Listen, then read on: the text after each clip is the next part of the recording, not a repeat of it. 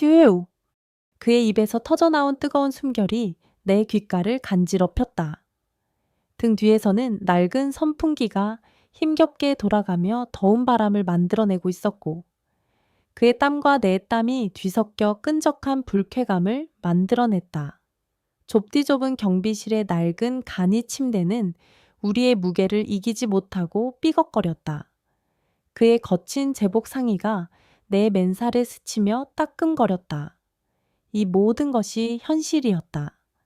나는 지금 내 아파트의 젊은 경비원 현우 씨의 품에 안겨 있었다. 머릿속에서는 위험 신호가 쉴 새 없이 울렸다. 안 돼. 미쳤어. 이건 잘못된 일이야. 하지만 내 몸은 수십 년 만에 처음으로 낯선 남자의 손길에 속수무책으로 반응하고 있었다.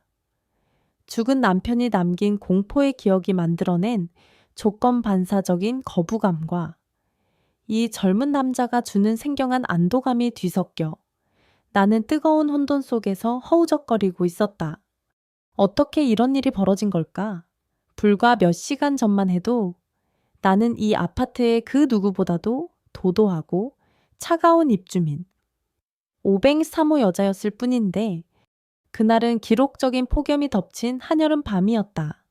에어컨을 최대로 틀어놓아도 집안의 열기는 쉬이 가시지 않았다.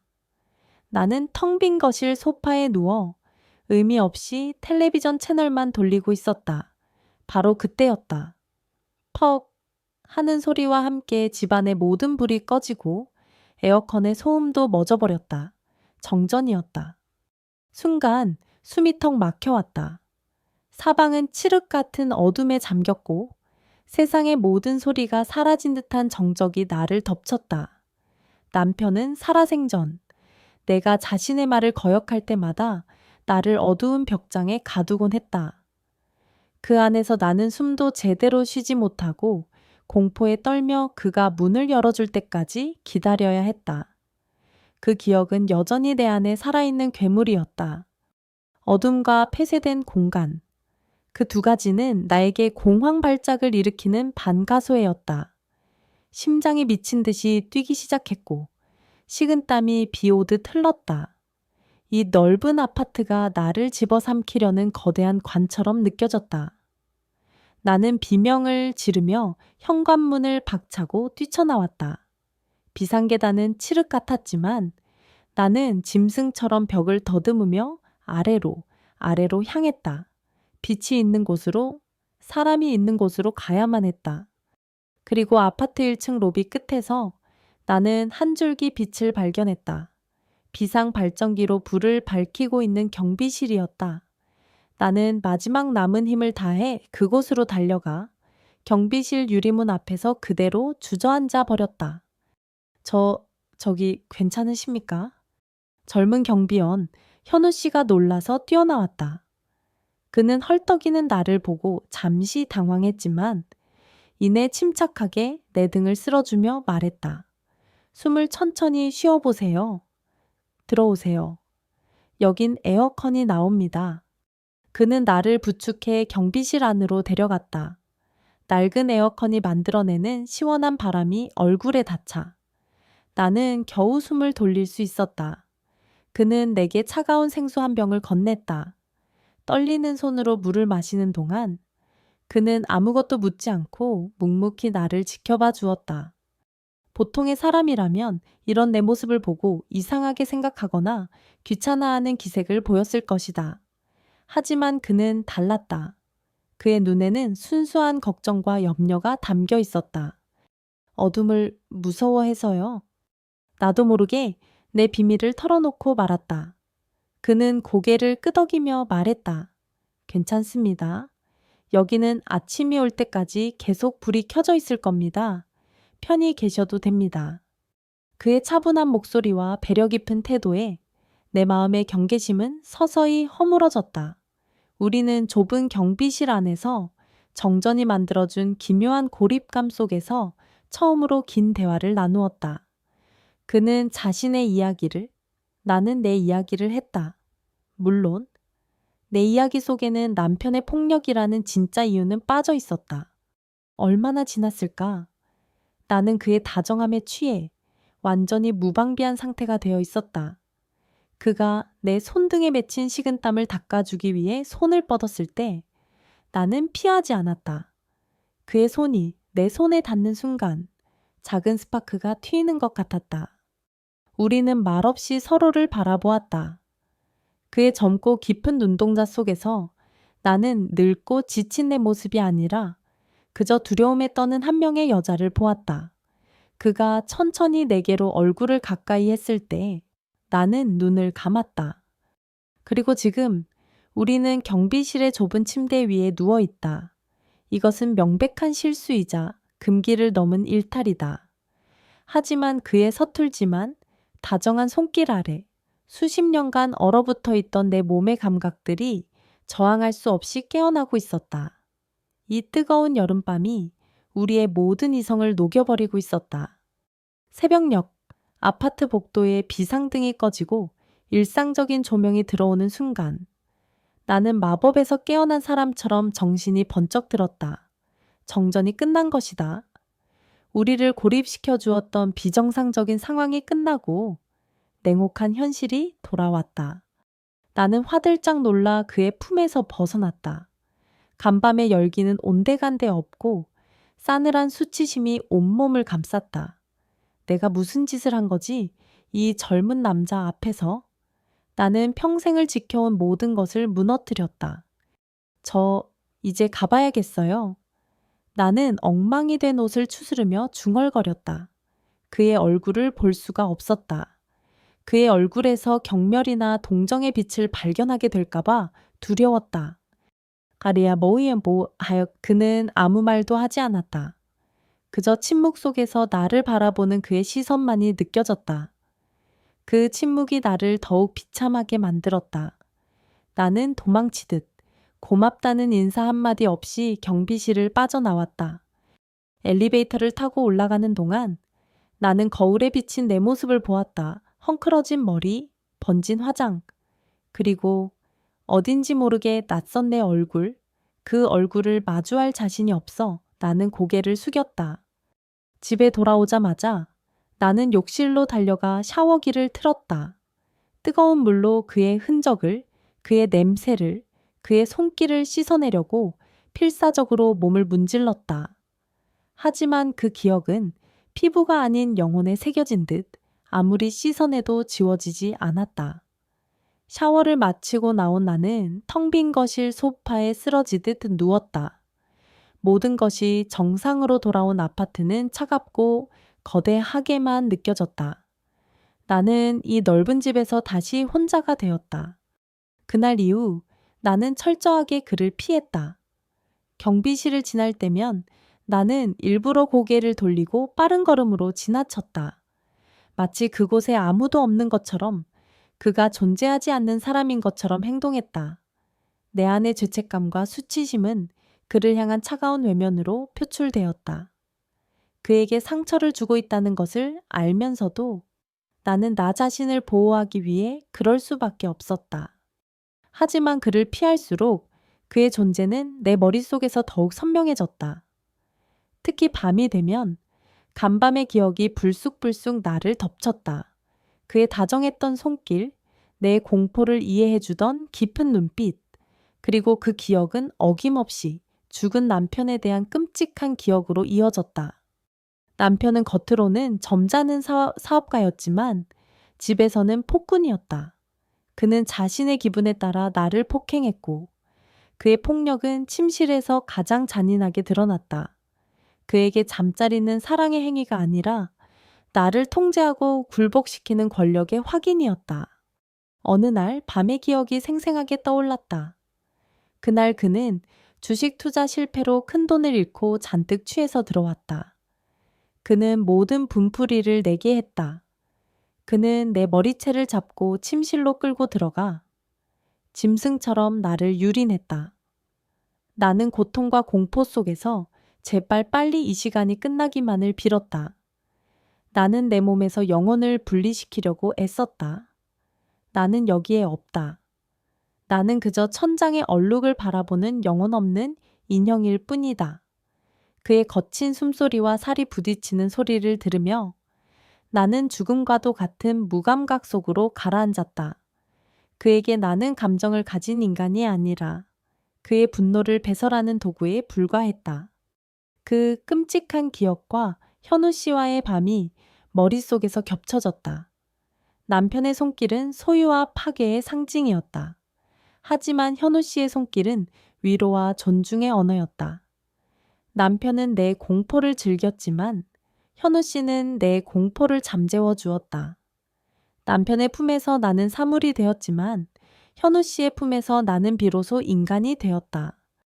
이 극명한 대비가 나를 더욱 혼란스럽게 만들었다.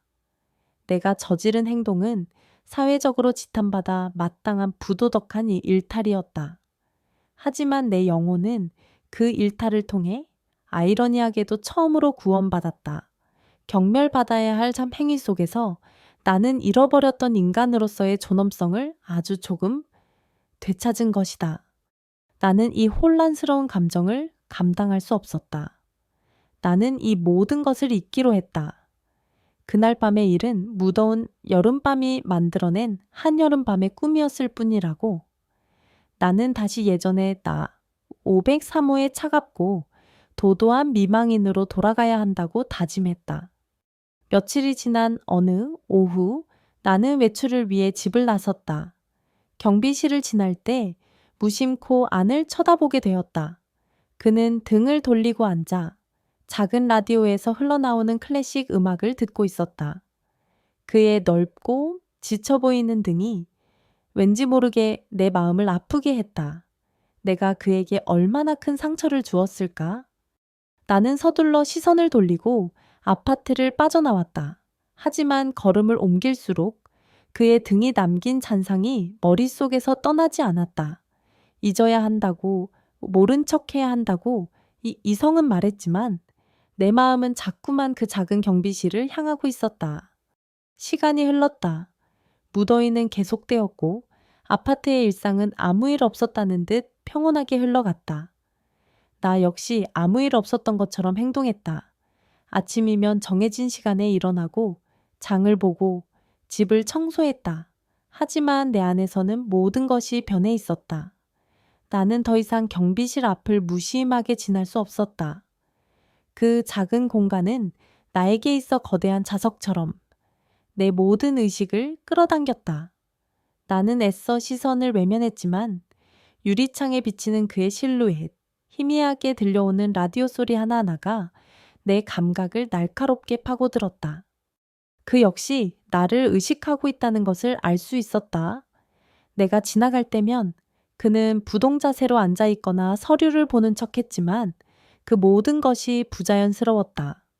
우리 사이에는 보이지 않는 벽이 세워졌고 그 벽 너머로 우리는 서로의 그림자만을 훔쳐보고 있었다. 이 숨막히는 침묵의 줄다리기가 며칠이고 계속되었다. 변화가 찾아온 것은 사소한 사건 때문이었다. 어느 날 아침 나는 중요한 서류를 챙겨 들고 급하게 집을 나서고 있었다. 핸드백과 서류 봉투, 커피잔을 한꺼번에 들고 허둥대다가 그만 손에 들고 있던 열쇠 꾸러미를 경비실 바로 앞에 떨어뜨리고 말았다. 쨍그랑 하는 소리와 함께 열쇠들이 사방으로 흩어졌다. 아가? 내가 당황해서 허리를 숙이는 순간 경비실 문이 열리고 그가 나왔다. 제가 줍겠습니다. 그는 아무 말 없이 쪼그려 앉아 바닥에 흩어진 열쇠들을 하나씩 줍기 시작했다. 나도 얼른 맞은편에 쪼그려 앉았다.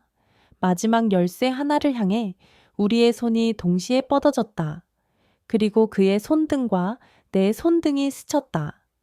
순간 정정이보다 더 짜릿한 감각이 온몸을 관통했다.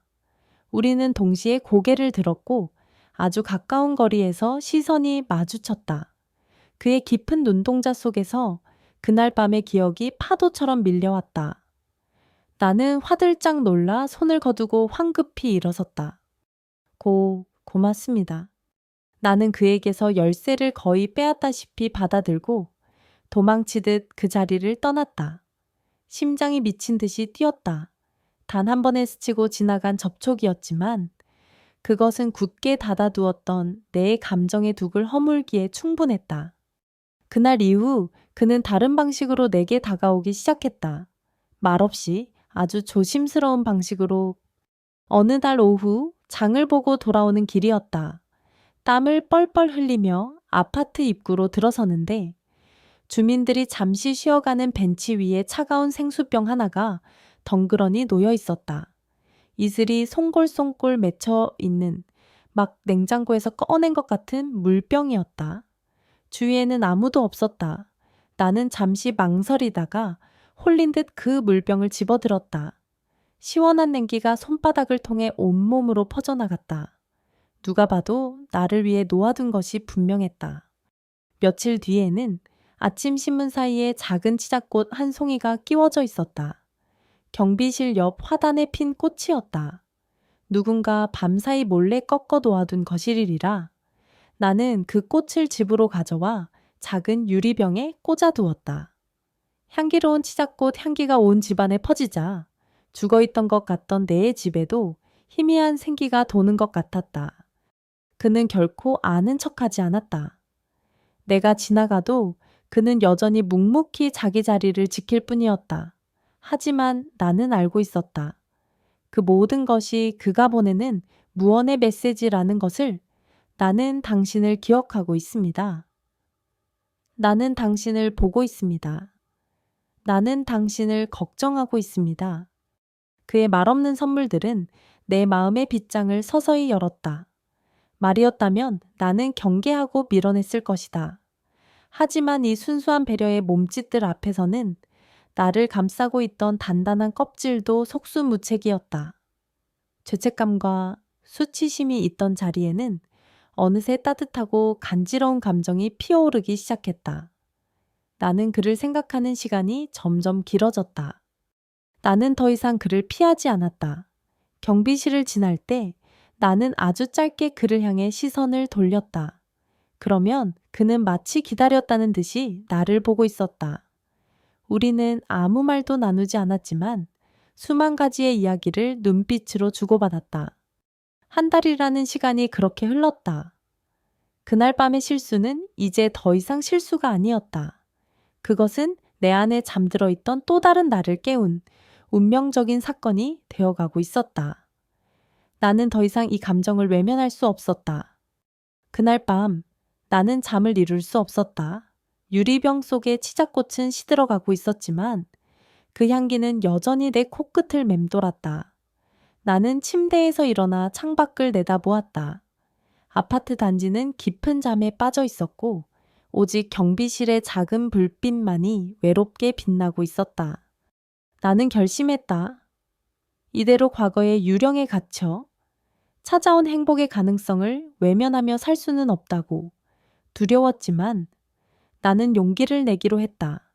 나는 얇은 카디건을 걸치고 조용히 현관문을 열었다. 내 발걸음은 망설임 없이 그 작은 불빛을 향하고 있었다. 밤의 장막이 내린 아파트 단지는 깊은 침묵에 잠겨 있었다. 내 심장 소리만이 쿵쾅거리며 그 침묵을 깨뜨리고 있었다. 경비실을 향하는 한 걸음 한 걸음이 천근망은 무거웠다.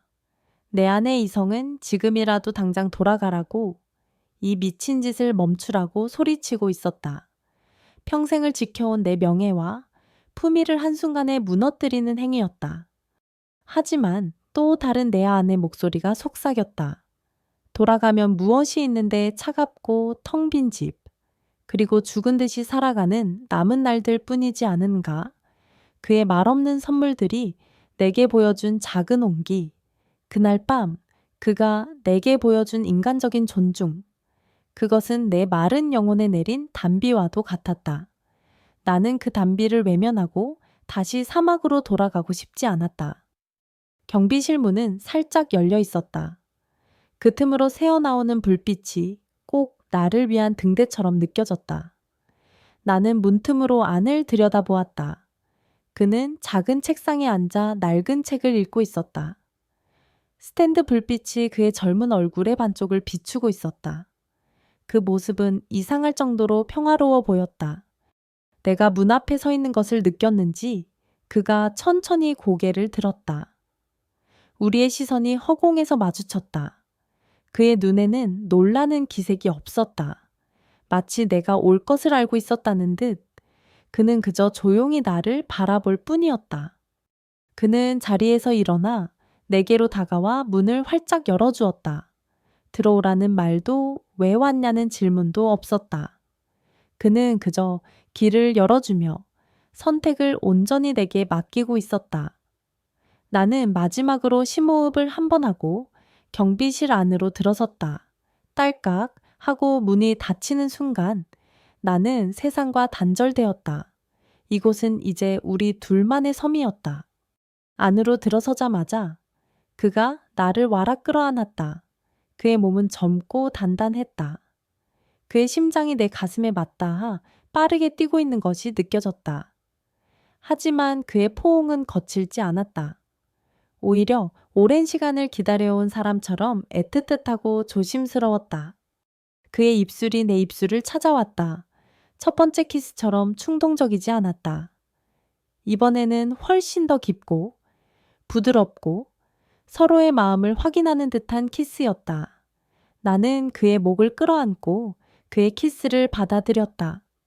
하지만 그가 나를 간이 침대로 이끌었을 때 내 몸은 다시 얼어붙기 시작했다. 남편의 그림자가 과거의 악몽이 어김없이 나를 찾아왔다. 그의 폭력적인 손길, 나를 인형처럼 다루던 차가운 눈빛, 내 몸은 그 기억을 잊지 않고 있었다. 나는 나도 모르게 그의 가슴을 밀어내며 몸을 움츠렸다. 그는 내 저항을 즉시 알아차렸다. 그는 억지로 나를 눕히려고 하지 않았다. 대신 그는 한 걸음 뒤로 물러나 나를 바라보았다. 그의 눈에는 욕망이 아닌 깊은 이해와 염려가 담겨 있었다. 무서우세요? 그가 나직이 물었다. 나는 차마 대답하지 못하고 고개만 숙였다. 그러자 그는 내 손을 부드럽게 잡아 이끌었다. 침대가 아니라 그가 앉아있던 작은 의자 쪽으로. 그는 나를 의자에 앉히고 자신은 내 앞에 무릎을 꿇었다. 그는 나를 내려다보는 것이 아니라 내 눈높이에서 나를 올려다보고 있었다. 제가 아프게 하지 않을 겁니다. 그는 내 운동화 끈을 풀어주고 내 발을 그의 무릎 위에 올려놓았다. 그리고는 마치 세상에서 가장 귀한 것을 다루듯 더릇 내 발을 부드럽게 마사지하기 시작했다. 그의 따뜻하고 단단한 손이 내 발의 피로를 풀어주자 내 마음의 긴장도 함께 녹아내리는 것 같았다. 그는 서두르지 않았다. 그는 내 발에서 시작해 발목으로, 종아리로 아주 천천히 올라왔다. 그의 손길은 내 몸의 모든 감각을 하나하나 깨우는 의식과도 같았다.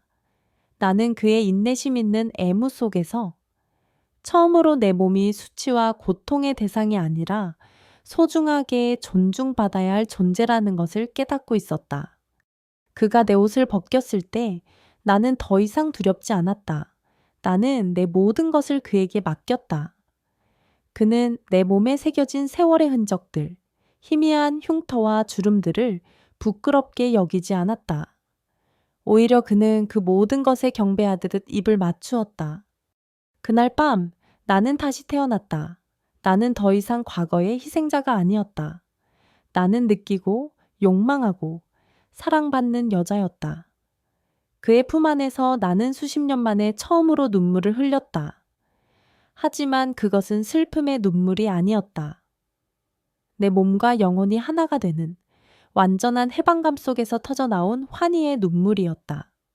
모든 것이 끝나고 우리는 좁은 간이 침대에 함께 누워 서로의 숨소리를 들었다.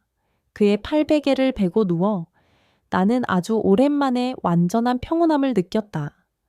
나는 이 젊은 경비원이 내게 그 어떤 의사나 상담사도 해주지 못했던 치유를 선물했다는 것을 깨달았다. 그는 내 닫혀있던 마음의 문을 열고 그 안에 갇혀있던 진짜 나를 세상 밖으로 꺼내준 것이었다. 그날 밤의 완전한 해방감 이후 나와 현우 씨의 관계는 새로운 국면으로 접어들었다. 우리는 더 이상 어둠 속에서만 서로를 탐하는 관계가 아니었다. 경비실의 작은 불빛 아래 우리는 서로의 몸뿐만 아니라 영혼을 나누기 시작했다. 그곳은 더 이상 단순한 경비 초소가 아니라 세상의 모든 편견과 상처로부터 우리를 지켜주는 유일한 성격이었다. 우리는 많은 대화를 나누었다. 처음에는 시시콜콜한 일상에 대한 이야기였다. 하지만 서로에 대한 신뢰가 깊어지면서 우리는 자연스럽게 누구에게도 말하지 못했던 마음속 깊은 상처를 꺼내 보이기 시작했다. 어느 날 밤, 나는 문득 그의 과거가 궁금해졌다. 그는 젊고 건강했다. 이런 아파트 경비원으로 늙어가기에는 너무나 아까운 사람이라는 생각이 들었다. 현우 씨는 원래 꿈이 뭐였어요? 내 조심스러운 질문에 그는 잠시 창밖을 바라보며 생각에 잠겼다. 그의 옆 얼굴에 씁쓸한 미소가 스쳐 지나갔다. 유도 선수였습니다. 그의 입에서 나온 대답은 의외였다. 국가대표가 되는 게 꿈이었죠. 거의 손에 잡힐 뻔도 했고요. 그는 담담하게 자신의 이야기를 풀어놓았다. 그는 고등학교 시절부터 유도 천재로 불리며 기대를 한 몸에 봤던 유망주였다. 하지만 국가대표 최종 선발전을 앞두고 훈련 중에 큰 부상을 당하고 말았다. 어깨 인대가 끊어지는 선수에게는 사형 선고나 다름없는 부상이었다. 모든 게 한순간에 끝나버렸습니다. 재활을 해보려고 발버둥 쳤지만 몸이 따라주지 않더군요. 제가 평생을 바쳐 쌓아 올린 모든 것이 그냥 먼지처럼 사라져 버렸습니다. 설상가상으로 그의 부상과 함께 아버지의 사업이 부도가 났고 집안은 풍비박산이 났다. 그는 대학을 중퇴하고 가족의 생계를 위해 닥치는 대로 일을 해야만 했다. 그리고 몇 년을 전전하다가 이곳 아파트 경비원으로 흘러들어오게 된 것이었다. 가끔 꿈을 꿉니다. 제가 금메달을 목에 걸고 태극기를 흔드는 꿈을요. 하지만 깨고 나면 언제나 이 좁은 경비실이죠. 그의 목소리는 담담했지만 그 안에 담긴 깊은 절망과 상실감을 나는 느낄 수 있었다. 그는 단 한 번의 불운으로 자신의 인생 전부를 도둑맞은 사람이었다. 그의 고요하고 체념한 듯한 눈빛의 이유를 나는 이제야 알 수 있었다. 그의 솔직한 고백은 나에게도 용기를 주었다. 나는 처음으로 내 남편에 대해, 내 지옥 같았던 결혼 생활에 대해 입을 열었다. 내 남편은 밖에서는 아주 점잖고 유능한 사람이었어요. 하지만 집에서는 아니었죠. 나는 떨리는 목소리로 이야기했다. 그의 끊임없는 통제와 의심, 내 자존감을 짓밟던 언어폭력, 그리고 침실에서 벌어졌던 일들까지 수십 년간 내 목구멍에 걸려있던 가시 같은 이야기들이었다. 누구에게도 말할 수 없었던, 말해봤자 누구도 이해해주지 않을 것이라고 생각했던 나만의 비밀이었다. 그 사람은 나를 사랑한 게 아니었어요. 그는 나를 소유하고 싶었을 뿐이죠. 내가 자신의 통제 아래 완벽하게 순종하는 인형이 되기를 바랐어요. 나는 그 사람 옆에서 단 한순간도 나 자신이었던 적이 없어요. 이야기를 하는 동안 눈물이 흘렀다. 현우 씨는 말없이 내 손을 잡아주었다. 그의 따뜻하고 커다란 손이 내 오랜 상처를 어루만져 주는 것 같았다. 내 이야기가 끝나고 우리는 한참 동안 말이 없었다. 하지만 그 침묵 속에서 우리는 그 어떤 언어보다도 더 깊은 교감을 나누고 있었다. 우리는 서로의 눈빛 속에서 동질감을 발견했다. 그는 부상으로, 나는 폭력적인 결혼 생활로 형태는 달랐지만 우리는 결국 세상으로부터 자신의 정체성과 꿈을 강탈당한 사람들이었다. 우리는 살아있었지만 살아있지 않은 채로 오랜 시간을 버텨온 상처 입은 영혼들이었다. 그날 밤 우리는 서로의 상처를 보듬어 안았다. 그의 눈물과 내 눈물이 하나로 뒤섞였다. 우리의 관계는 더 이상 단순한 육체적 끌림이나 연민이 아니었다. 그것은 상처 입은 두 영혼이 서로를 알아보고 서로의 존재를 통해 구원받는 지독하고도 간절한 사랑이었다. 나는 그의 품에 안겨 생각했다. 이 젊고 상처 입은 남자를 나는 온 마음을 다해 사랑하게 되었다고. 이 사랑의 끝이 어디일지, 우리에게 어떤 시련이 닥쳐올지 알 수 없었다. 하지만 한 가지는 분명했다. 나는 더 이상 혼자가 아니었다. 이 세상에 내 상처의 깊이를 온전히 이해해주는 단 한 사람이 존재한다는 사실만으로도 나는 살아갈 힘을 얻을 수 있었다. 서로의 가장 깊은 상처를 공유한 이후 우리는 연인이 되었다. 물론 세상의 그 누구도 알지 못하는 우리 둘만의 비밀 연인이었다. 우리의 사랑은 아주 작고 초라한 공간, 바로 그가 일하는 경비실 안에서만 존재했다. 경비실은 우리만의 비밀스러운 세계였다. 나는 내 넓고 텅 빈 아파트가 점점 더 싫어졌다. 남편의 유령이 떠도는 그곳은 아름다운 가구와 비싼 장식품으로 채워져 있었지만 온기라고는 찾아볼 수 없는 차가운 감옥과도 같았다. 그곳에서 나는 여전히 사모님 혹은 오배선마모 미망인이라는 이름표를 달고 있어야 했다. 하지만 경비실은 달랐다. 낡은 책상과 삐걱거리는 의자, 작은 라디오가 전부인 초라한 공간이었지만 그곳은 살아있는 온기로 가득했다. 그의 땀 냄새, 그가 마시는 믹스커피의 달콤한 냄새, 그리고 그의 존재 자체가 그곳을 세상에서 가장 아늑한 공간으로 만들었다. 그곳에서 나는 그저 수진일 수 있었다. 나는 밤마다 그를 찾아가는 것이 일상이 되었다. 주민들이 모두 잠든 깊은 밤, 나는 그림자처럼 조용히 집을 빠져나와 그의 작은 성으로 향했다. 나는 그를 위해 음식을 만들기 시작했다. 예전에는 의무감으로 칭찬 한마디 듣지 못하는 노동으로 음식을 했지만 이제는 아니었다. 그가 맛있게 먹어줄 것을 상상하며 나는 정성을 다해 음식을 만들었다. 화려한 요리는 아니었다. 그저 따뜻한 밥과 소박한 나물 반찬, 그리고 정성이 담긴 찌개 한 그릇. 그는 내가 만든 음식을 세상에서 가장 맛있는 음식인 것처럼 먹어주었다. 우리는 좁은 책상에 마주 앉아 서로의 하루에 대해 이야기하며 저녁을 먹었다. 그 시간은 내게 있어 하루 중 가장 큰 행복이었다. 우리는 함께 음악을 들었다. 그의 낡은 라디오에서는 언제나 클래식 음악이 흘러나왔다. 그는 내가 쇼팽을 좋아한다는 것을 기억하고 쇼팽의 녹턴이 나올 때면 볼륨을 조금 더 키우곤 했다. 우리는 말없이 음악을 들으며 서로의 어깨에 기대어 있었다. 음악은 우리가 차마 입 밖으로 내지 못하는 사랑의 언어가 되어 우리의 마음을 이어주었다. 우리의 행복은 위태로웠고 도둑질한 것처럼 비밀스러웠다. 그래서 더욱 애틋하고 강렬했다. 세상의 모든 사람들이 우리를 손가락질할 것이라는 사실을 알고 있었기에 우리는 서로에게 더욱더 깊이 빠져들었다. 경비실의 닫힌 문은 우리를 세상의 편견으로부터 지켜주는 유일한 방패였다. 하지만 사랑이 깊어질수록 내 마음속에는 새로운 욕심이 자라나기 시작했다. 나는 더 이상 이 좁은 경비실 안에서의 비밀스러운 사랑만으로는 만족할 수 없었다. 나는 그와 함께 햇살 아래를 걷고 싶었고 다른 연인들처럼 평범하게 영화를 보고 식사를 하고 싶었다. 그의 손을 잡고 그가 내 남자라고 세상에 말하고 싶었다. 물론 그것이 불가능한 꿈이라는 것을 알고 있었다.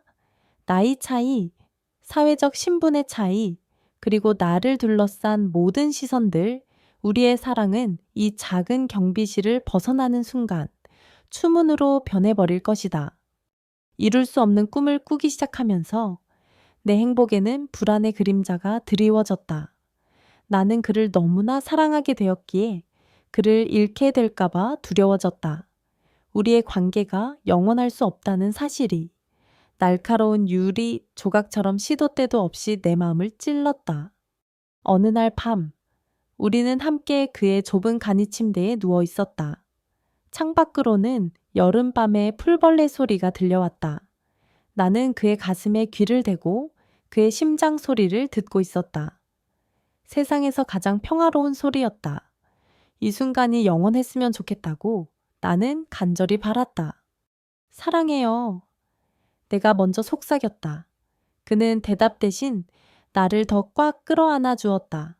그의 팔 안에서 나는 완벽한 행복을 느꼈다. 바로 그때였다. 밖에서 엘리베이터가 도착하는 소리가 들리고 또각거리는 하이힐 소리가 로비를 지나쳐 갔다. 술에 취한 듯한 젊은 여자의 목소리가 희미하게 들려왔다. 그 일상적인 소음이 순간적으로 우리의 완벽한 세계를 깨뜨렸다. 나는 현실을 자각했다. 우리의 사랑은 이 얇은 벽 하나를 사이에 두고 세상과 아슬아슬하게 격리되어 있을 뿐이었다. 이 문을 여는 순간 우리의 행복은 신기루처럼 사라져버릴 것이다. 나는 그의 품에 더 깊이 파고들었다. 이 작고 비좁은 경비실이 나에게는 천국인 동시에 영원히 벗어날 수 없는 감옥이라는 사실을 깨달으며 우리의 사랑은 이 네 개의 벽 안에서만 존재할 수 있는 슬프고도 아름다운 비밀이었다. 사랑에 빠진 사람은 어리석고 무모해지는 법이다. 나 역시 그랬다. 현우 씨와 함께하는 행복에 취해 나는 점점 더 대담해지고 부주의해졌다. 경비실을 찾는 횟수는 잦아졌고 그곳에 머무는 시간도 길어졌다. 우리는 이 아파트 단지 안에 우리를 지켜보는 수많은 눈들이 있다는 사실을 잠시 잊고 있었다. 우리의 작은 천국이 얼마나 연약한 유리성 위에 세워져 있는지를 변화의 첫 번째 신호는 사소한 시선들이었다. 엘리베이터에서 마주치는 이웃들이 나를 대하는 태도가 미묘하게 달라졌다. 이전에는 가벼운 목례나 의례적인 인사를 건넸다면 이제는 나를 위아래로 훑어보거나 자기들끼리 의미심장한 눈빛을 주고받고는 입을 다물었다. 아파트 부녀회장인 박 여사는 특히 심했다. 그녀는 마주칠 때마다 뱀처럼 차가운 눈으로 나를 쏘아보며 내 안부보다는 경비실의 안부를 묻곤 했다. 503호 사모님, 요즘 경비실이 아주 든든하죠? 젊은 사람이 어찌나 성실한지 몰라. 그녀의 말에는 언제나 날카로운 가시가 숨어 있었다. 나는 애써 태연한 척 미소를 지었지만 등 뒤로는 식은땀이 흘렀다. 사람들의 수근거림이 들리는 듯 했다. 저 여자, 남편 죽은 지 얼마나 됐다고 젊은 남자애를 홀렸나 봐. 돈으로 유혹했겠지. 그들의 상상 속에서 나와 현우 씨의 관계는 추하고 더러운 스캔들로 변질되고 있었다. 우리의 애틋하고 절실했던 사랑은 그들의 천박한 호기심을 채우는 가십거리일 뿐이었다. 죽은 남편이 내게 퍼부었던 말들이 환청처럼 귓게 맴돌았다. 당신 같은 여자를 누가 여자로 보겠어. 집 밖으로 나가면 다들 당신을 손가락질할 거라고. 그는 평생을 나를 깎아내리며 내 자존감을 짓밟았다. 나는 그가 만든 심리적인 감옥에 갇혀 세상의 모든 시선이 나를 향한 비난이라고 믿으며 살아왔다. 현우 씨를 만나 겨우 그 감옥에서 벗어났다고 생각했는데 이제 세상이 나를 다시 그 감옥으로 밀어 넣으려고 하고 있었다. 나는 다시 두려워지기 시작했다.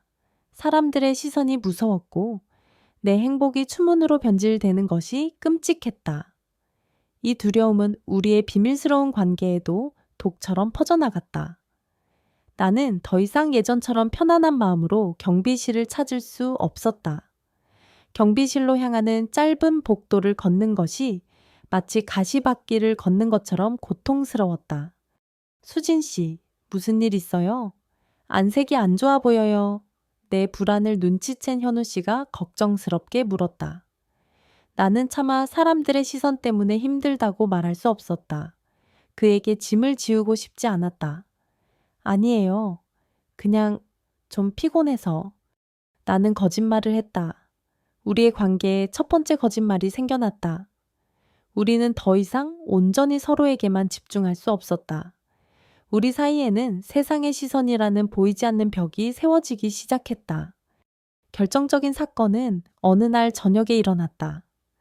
그날은 내가 그를 위해 특별히 갈비찜을 만들어 가던 날이었다.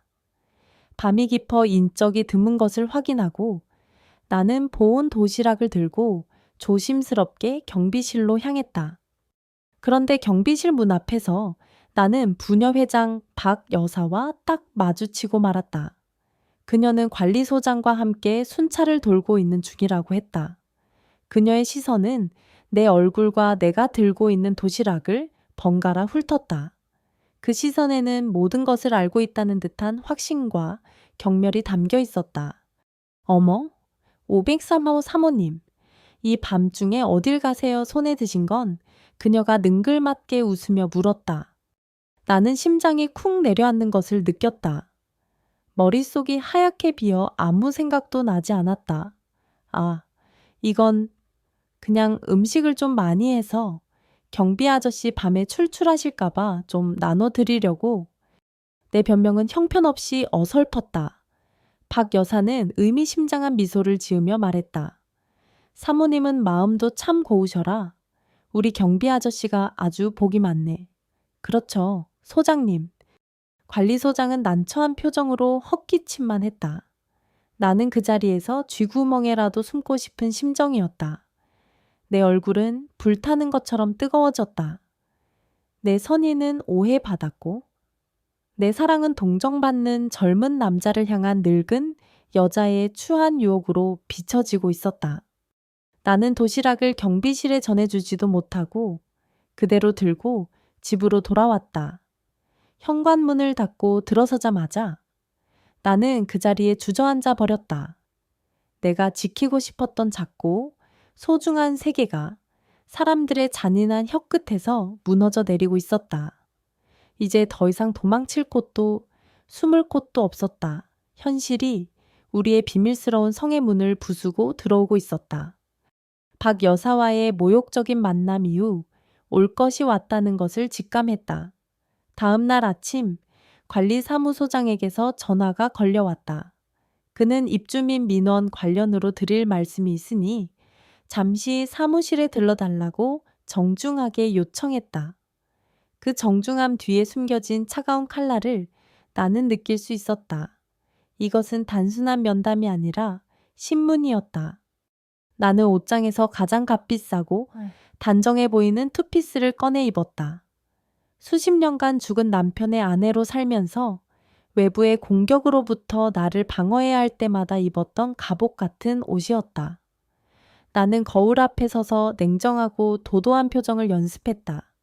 약하게 보이는 순간 나는 그들의 먹잇감이 될 것이다.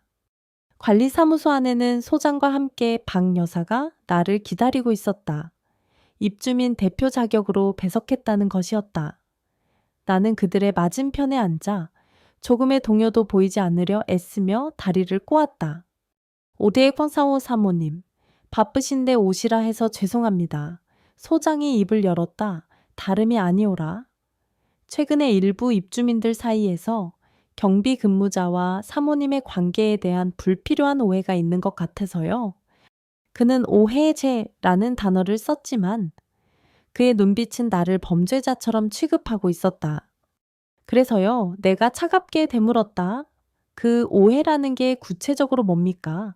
제가 이 아파트에 세금 제일 많이 내는 입주민 중 한 명인데 일가의 경비원과의 관계를 해명해야 할 이유는 없다고 봅니다만 내 당당한 태도에 소장은 잠시 당황했다. 그때 박 여사가 끼어들었다. 사모님, 그렇게 말씀하실 게 아니죠. 저희가 다 사모님 걱정돼서 드리는 말씀이에요. 사모님이야 좋은 마음으로 그러셨겠지만 보는 사람들 눈에는 그게 그렇게 안 보일 수도 있다는 거죠. 젊은 남자애한테 음식까지 챙겨주시면서 밤늦게 경비실을 드나드시는 게 어디 평범한 일인가요? 그녀의 말 한마디 한마디가 나를 주책맞은 늙은 과부로 몰아가고 있었다. 분노로 온몸이 떨렸지만 나는 이성을 잃지 않았다. 나는 이 자리에서 내 사랑을 지키는 것이 아니라 그와 나, 우리 모두를 지켜야만 했다. 그러기 위해서는 내 사랑을 부정해야만 했다. 나는 어이없다는 듯이 헛웃음을 쳤다. 박 여사님, 그걸 말이라고 하세요. 저는 남편 일찍 여의고 혼자 아들, 딸 다 키운 사람이에요. 저기 경비실에 있는 현우 씨를 보니 꼭 내 아들 같아서 밥은 제대로 챙겨 먹나. 고생은 안 하나.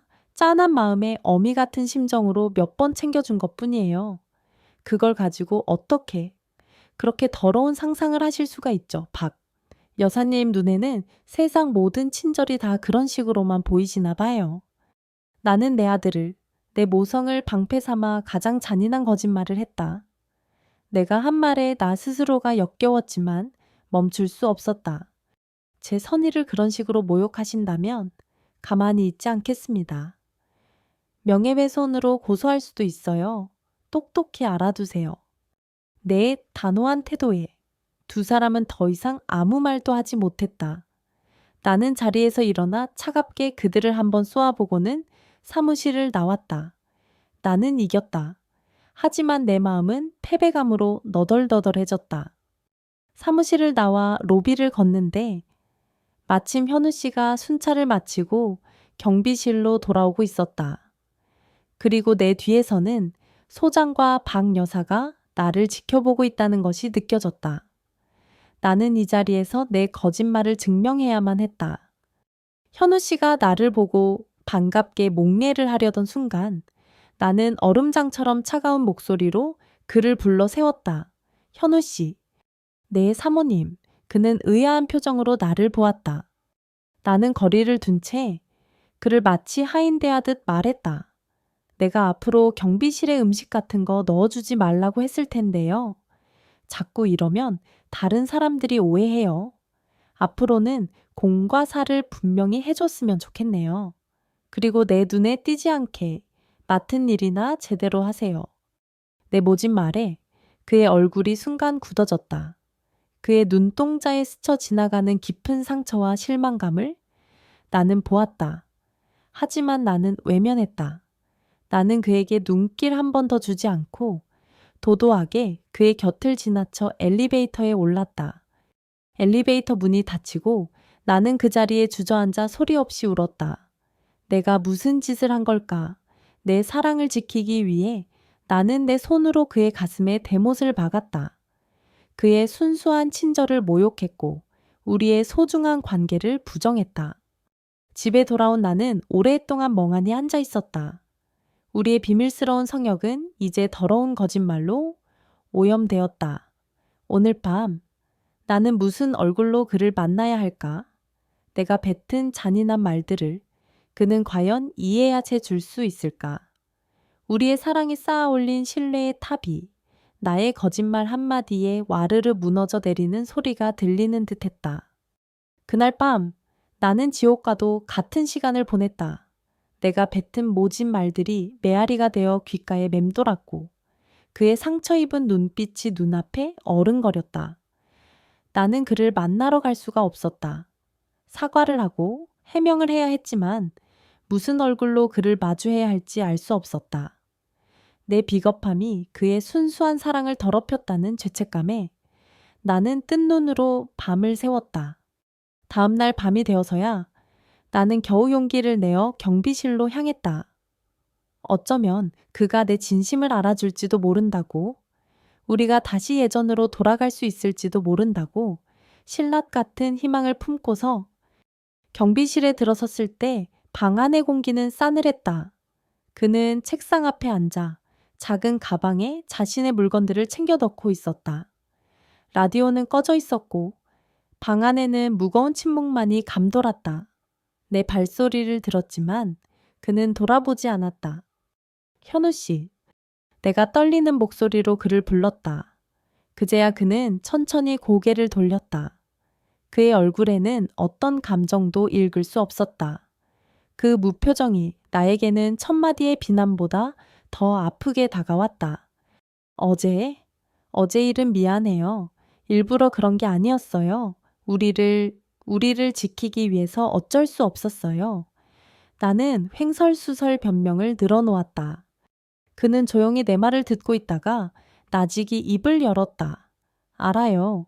그의 목소리는 메말라 있었다. 왜 그러셨는지 압니다. 그래서 제가 떠나야겠다고 결심했습니다. 안 돼요. 나는 그의 앞으로 다가가 다급하게 외쳤다. 떠나지 말아요. 내가 잘못했어요. 다시는 안 그럴게요. 아니요, 수진 씨. 그는 처음으로 내 말을 잘랐다. 당신이 잘못한 게 아닙니다. 이 관계가 잘못된 거지요. 제가 여기에 계속 머무는 한 당신은 계속해서 거짓말을 해야 하고 사람들의 손가락질을 받아야 할 겁니다. 저는 당신이 그런 모욕을 당하는 걸 더 이상 볼 수가 없습니다. 그의 결정은 나를 위한 것이었다. 나를 지키기 위해 그는 스스로를 희생하기로 한 것이었다. 그의 깊은 사랑 앞에서 나는 아무 말도 할 수 없었다. 우리가 함께 할 수 있는 방법은 우리가 헤어지는 것 외에는 없다는 잔인한 진실을 받아들여야만 했다. 오늘이 마지막 밤이네요. 내가 눈물을 삼키며 말했다. 그는 말없이 고개를 끄덕였다. 더 이상 대화는 필요 없었다.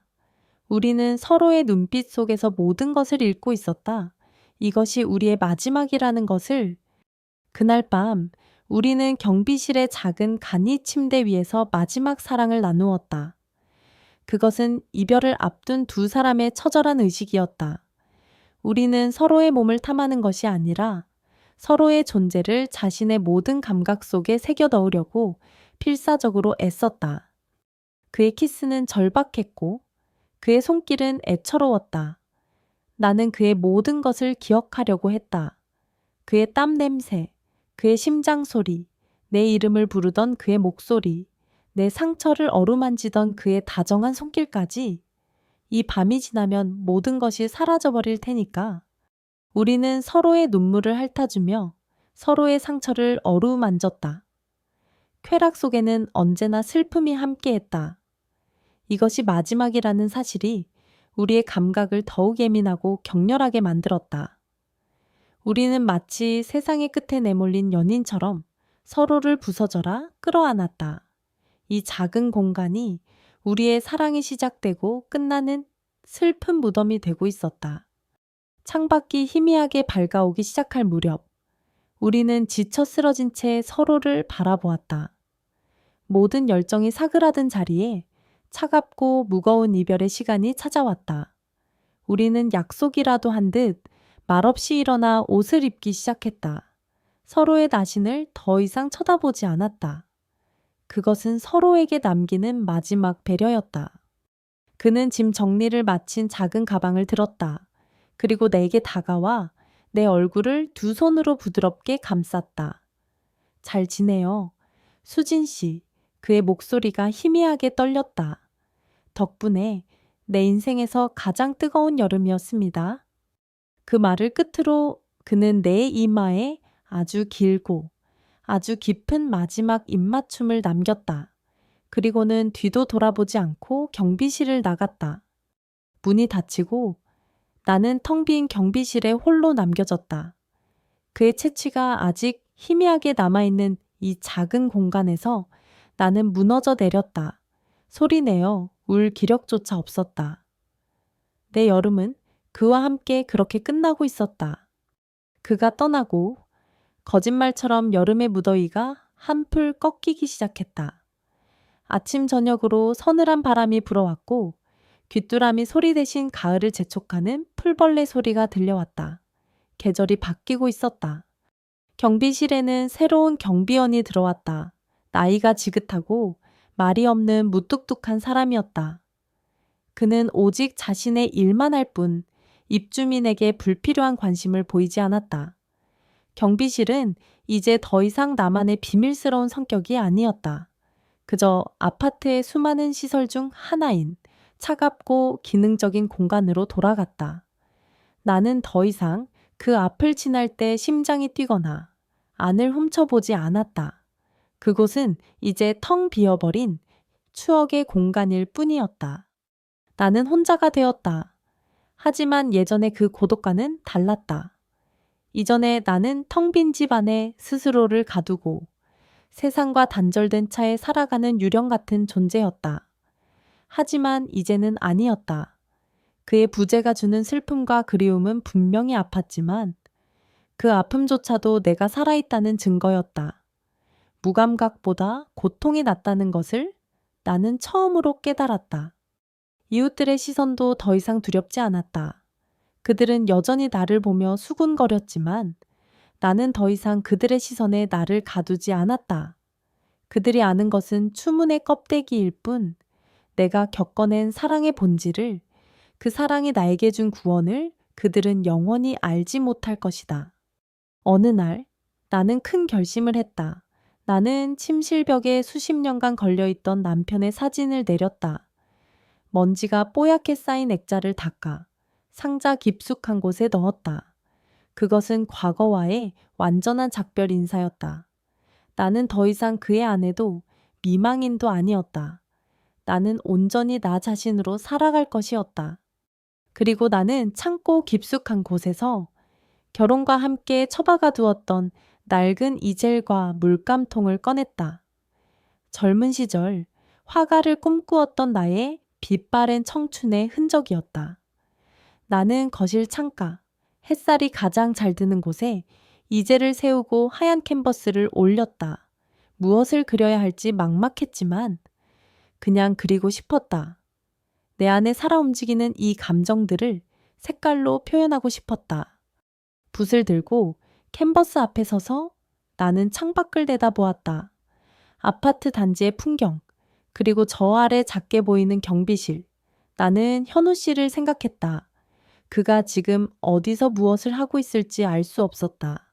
어쩌면 평생 다시는 볼 수 없을지도 모른다. 우리의 사랑은 한여름의 열병과도 같았다. 지독하게 뜨거웠고 현실 감각을 마비시킬 정도로 강렬했으며 결국 짧게 끝나버렸다. 하지만 나는 그 열병을 후회하지 않는다. 그 열병은 수십 년간 내 영혼을 갉아먹던 고질병을 모두 태워버리고 나를 새로운 사람으로 다시 태어나게 했다. 그는 내게 사랑하는 법뿐만 아니라 나 자신을 사랑하는 법을 가르쳐 주었다. 그는 내게서 젊음을 빼앗아간 것이 아니라 잊고 있던 내 안의 젊음을 되찾아 주었다. 그는 폭풍처럼 내 삶을 휩쓸고 지나갔지만 그가 지나간 자리에는 폐허가 아닌 새로운 씨앗이 뿌려질 비옥한 땅이 남았다.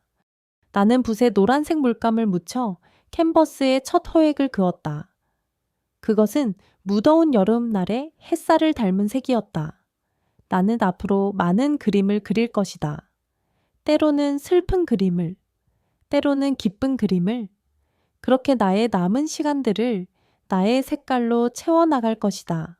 그가 내게 되찾아준 온전한 나의 삶을